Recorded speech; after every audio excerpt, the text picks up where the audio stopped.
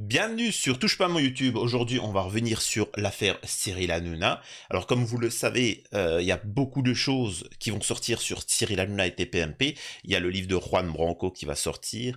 Nous avons également le reportage de complément d'enquête sur Hanouna qui va sortir normalement en septembre. Et nous avons aussi, moi, un petit reportage que je vais sortir sur Gilles Verdez et plus plus. Voilà, vous allez voir. En tout cas, je peux vous dire que ça va faire du bruit.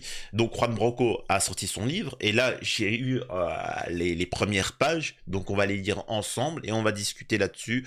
Je vais les lire et on va pouvoir réagir. Comme vous le savez, j'ai subi une censure éhontée, sans explication, sans rien. On m'a supprimé ma chaîne de 100 000 abonnés. Donc si vous n'êtes plus abonné, c'est tout à fait normal. Si vous ne voyez plus mes vidéos, c'est tout à fait normal. On m'a supprimé. C'est pourquoi je vous invite à me rejoindre sur Twitch, où je suis tout le temps en live et au moins il y a moins de censure. Et en plus, on a une radio libre tous les soirs où vous pouvez intervenir sur ce numéro. Ça ne sert à rien, les mecs de YouTube, de m'appeler en journée.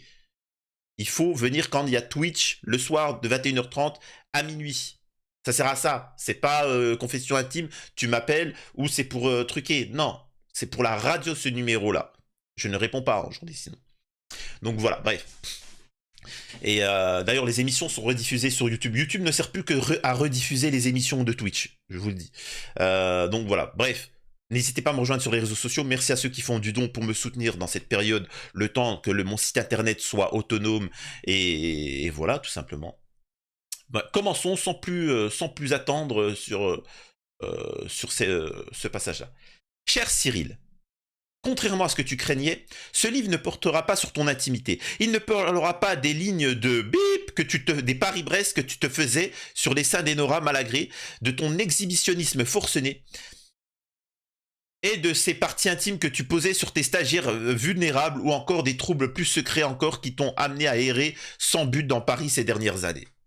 Nous ne sommes pas toi et n'avons pas l'ambition de t'égaler dans ton domaine, celui de la bip et du voyeurisme et de l'obscénité.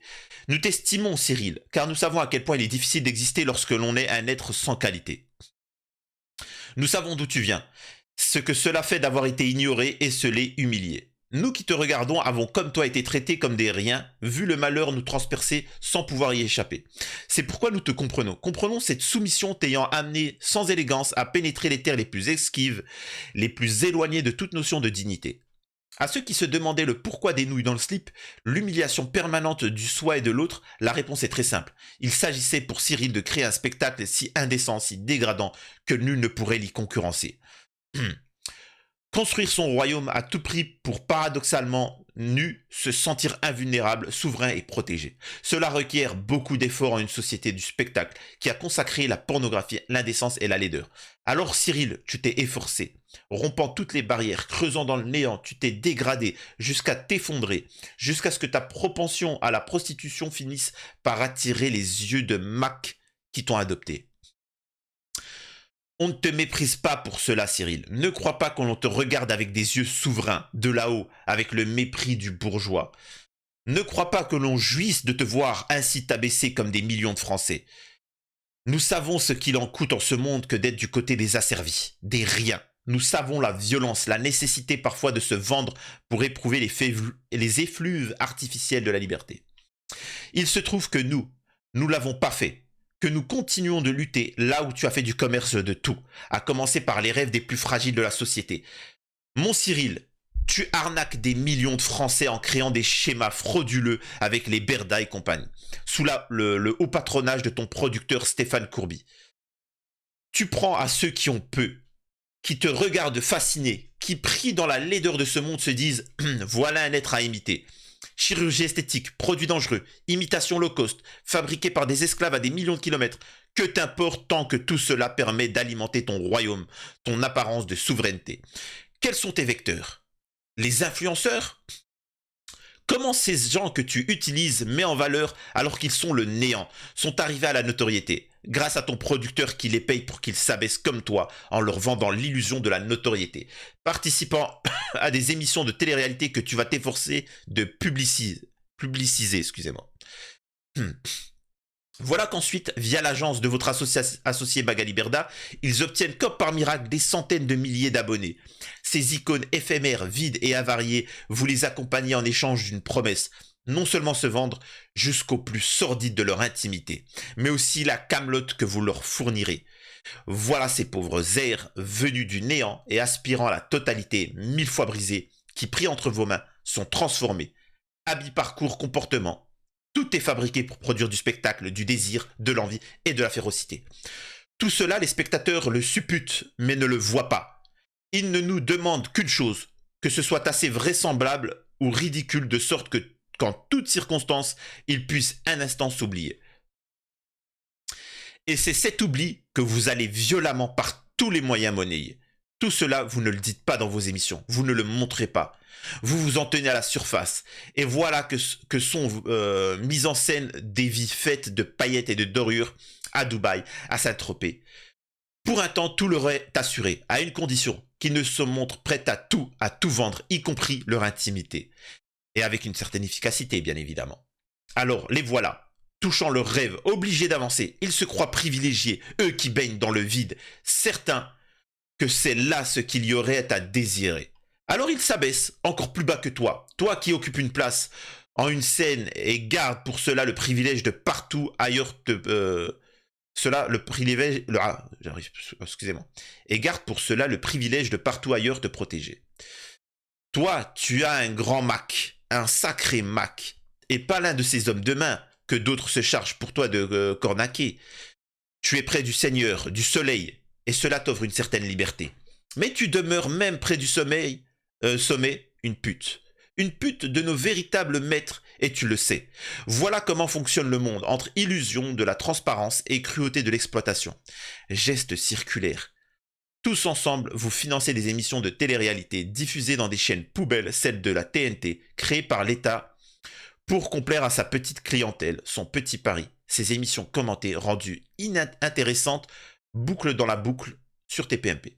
Tout cela est dans un premier temps financé par la publicité, c'est-à-dire grâce à l'État, qui vous autorise à occuper ces fréquences, les remplir de merde et les commercialiser.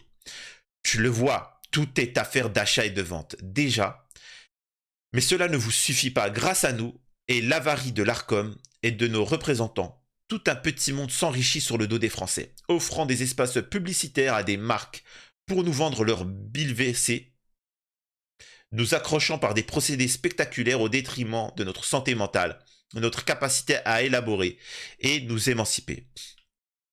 Voilà comment s'effondrent les sociétés. Mais cela ne vous suffit pas, d'où les petits profits et la volonté d'arnaquer au carré. Voilà donc les Magali Berda et compagnie, leurs influenceurs, leurs produits pourris. Voilà comment vous êtes devenus rois, en surplombant, utilisant, exploitant, en mentant, en arnaquant et en prostituant. Petit royaume 6 sur la facilité, des plastiques impossibles, des attributs du succès, l'apparence de rareté, vous avez de nombreuses ressources, ce qui vous permet d'accéder au marché du luxe qui a bien besoin de vous pour continuer à vendre hors de prix à des personnes en difficulté des vêtements, voitures et accessoires répliqués par millions dans l'espoir de se distinguer. Rendez quelque chose cher et clinquant, impossible à obtenir en apparence et tout le monde le voudra. Et tout le monde vous voudra. Comment le faire? Par le prix. Renchérissez ce qui ne vaut rien. Faites-le porter par une pouffe siliconée. Faites-la voyager en première classe et montrez-la, sein apparent, dans une piscine en plein désert et le tour est joué. Voilà le cercle absurde que vous ne cessez d'alimenter. C'est important les seins siliconés, car c'est non discriminant. Il suffit d'avoir de l'argent. En cela, votre industrie n'est pas comme celle du cinéma qui prétend au naturel, au talent. Là, non, n'importe qui peut vous imiter puisque tout, même les seins et les lèvres sont à acheter. Le succès s'achète, la visibilité, la liberté, tout. Il suffit de vous vendre puisqu'on ne cesse de vous le répéter, de vous prostituer. Un beau modèle de société. Face à vous, le monde réel, le peuple qui est pris entre son désir de croire, de s'évader et le besoin de se protéger. La fascination a une étymologie intéressante. Selon certains, elle renvoie à ces faisceaux avec lesquels les Romains sont bip. Vous êtes une belle bande de bip. Et non, nous ne faisons pas partie de ceux qui ont décidé de lutter. Nous, pour vous abattre, non pour vous abattre. On est encore loin, mais déjà pour ne pas céder. Modeste objectif qui consiste simplement à tenir dans la dignité, de ne pas se faire bip Cela ne fonctionne pas toujours et donne une idée de l'immensité de la tâche à laquelle on est confronté. Tous les jours, des concessions, des erreurs, des compromissions. Tous les jours, l'impression de s'être trompé, pire d'avoir trompé. Enfin, de la saleté. En cela, nous sommes comme toi, ou plutôt nous aurions pu être comme toi, si tu n'avais pas fait ce choix si radical qui consiste à se dénuder parfaitement, entièrement, à se vendre intégralement. Voilà pourquoi tu ne cesses de fasciner. L'impression qu'il n'y a aucune limite, et que s'il y en avait, tu saurais les dévaster. Aucune limite, sauf en ce qui touche encore une fois à ton intimité. Alors soudain, l'absolu se fissure, le tremblement se fait jour, et tu ne cesses d'être assuré. Pourquoi craindre ces dévoilements? Parce qu'on le sait, au fond de toi, derrière ces décors creux, tu es aussi misérable, si ce n'est plus que nous. Car nous savons quel sentiment cela produit que de se vautrer. Cette impression de saleté, le besoin de se purger, de se nettoyer, de se revaloriser, l'urgence même liée à la laideur que nous venons d'engendrer. Et c'est ce qui explique tes va-et-vient avec le pouvoir, la nécessité régulièrement de te voir par ces êtres pourtant plus laids encore que nous validés. Ouin, ouin, Darmanin, dites-moi que je suis bien. Mon costume 3 pièces vous sied-il? Monsieur Darmanin regarde et ne répond rien, mais il est là, à tes côtés. Alors toi qui viens des tréfonds, et dans les tréfonds toujours te resteront, tu cesses de creuser. Et tu te dis à l'instant que la lumière t'a sauvé. Pourquoi es-tu comme ça? Pourquoi la beauté ne t'approche pas? Pourquoi ma pute ne nous rejoins-tu pas? Cyril, tu n'es plus un être de rien. Après avoir coulé, tu as rebondi tel le Titanic avant de couler à jamais. Grâce à ta décadence, à celle de la société, toi mon pitre, mon guignol adoré, et pouvoir qui de nous peut se jouer, alors tu en as profité. Et après des années passées à t'humilier, tu as commencé à nous attaquer. Ne te méprends pas, mon Cyril. Nous t'aimons à notre manière car tu as eu le courage, toi, de l'assurer, d'assumer la bassesse qui consiste à renoncer à sa souveraineté, la bassesse qui consiste à se vautrer dans l'espoir d'être un jour consacré. Le peuple qui te regarde n'est pas dupe, même si une frange, certes la plus vulnérable, te sert de coussin et de trampoline. 1 ou 2 millions de Français. Ce peuple t'apprécie pour ce que tu es, un bouffon, payé pour les distraire et quelque part les rassurer. Il y a pire que moi. Regarde, regarde ce qu'il fait. Il ne va pas oser quand même. Si, il a osé. Voilà ce que tu apportes aux gens. Ce précieux sentiment qu'on ne pourra jamais, sur ton émission, les abaisser. Tu le sais que cette confiance est un précieux bien à couver. Alors entre 2 cafés avec Gabriel Attal et Olivier Véran, tu aimes à l'inviter.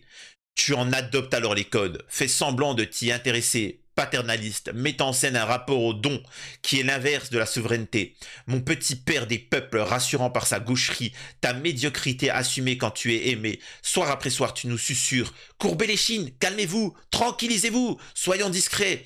Et tu le dis avec une telle douceur qu'on se laisse bercer. Pour ce faire, tu as créé un monde. Et cela est rare et doit être respecté. C'est ce qui te donne ton assurance face à des êtres qui ne sont en fait que tes employés. Tu t'échines à leur rappeler à tout moment, tremblez ou vous mourrez. Ce monde est tout entier dévoué au service de l'ordre, à mi-chemin entre les autorités officielles et le milieu. Oui, la mafia, que tu aimes tant fréquenter. Toute autorité te fascine, pour peu qu'elle puisse menacer, car tu seras alors celui qui viendra nous couver. Ce sont les plus déracinés, les plus écrasés qui trouvent en toi le point, l'appui qui te manquait. C'est pourquoi ils sont prêts à tout accepter, car le petit peuple sait que tout est bon pour échapper à la violence, que les puissants ne cessent d'engendrer, et que si tu peux les inviter, vous leur parler, alors peut-être s'en verront-ils protégés. C'est le cancer de ce monde, sa tristesse la plus absolue, sur lequel tu te fondes, que tu ne cesses d'exploiter. Tu incites ceux qui ont renoncé au monde, à l'autre, parce que lorsque l'autre nous a tant brisés, à croire en toi, à se laisser fasciner par toi, à se laisser berner par l'espoir que tu sauras les protéger. Tu les incites en fait, comme le patron du cirque de Pinocchio, à l'individualisme et donc le consumérisme forcené. Tu en fais non pas des putes, mais des ânes battés. C'est la limite. Tu ne peux absolument à aucun moment et de façon définitive et irrémédiable les dégrader.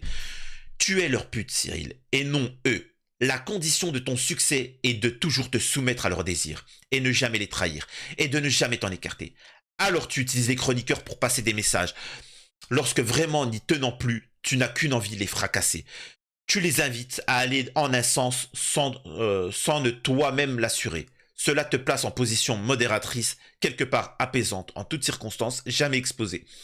Toi qui es chargé de nous domestiquer, de nous dompter, tu apparais comme le gentil maître. Et cela a une grande valeur, une immense valeur. Et c'est pour cela que tu es si chèrement payé.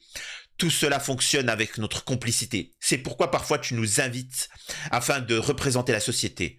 Ton monde devient une scène. un simulacre où l'ordre pourra s'imposer. Tu fais tout pour t'assurer que nous serons suffisamment humiliés, impressionnés, écrasés pour que personne ne prenne le risque de se rebeller. Tout un attirail est à ta disposition, micro, public, régisseur, chroniqueur, garde du corps même.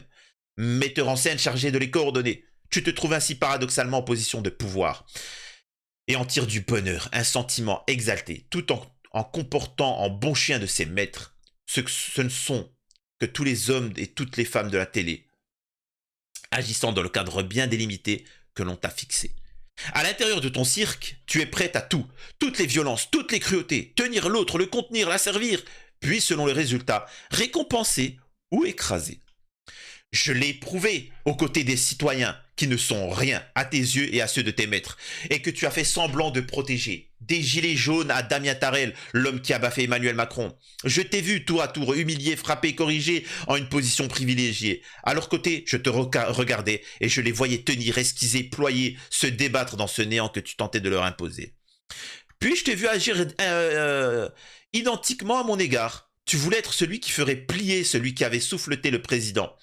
Grisant et potentiellement récompensant, il avait fait échouer le pouvoir en renversant le rapport de force, en humiliant ceux qui sont chargés d'humilier. Tu voulais prendre ta revanche, leur revanche, oui, les venger. Après tout, n'est-ce pour cela que tu es si chèrement payé ?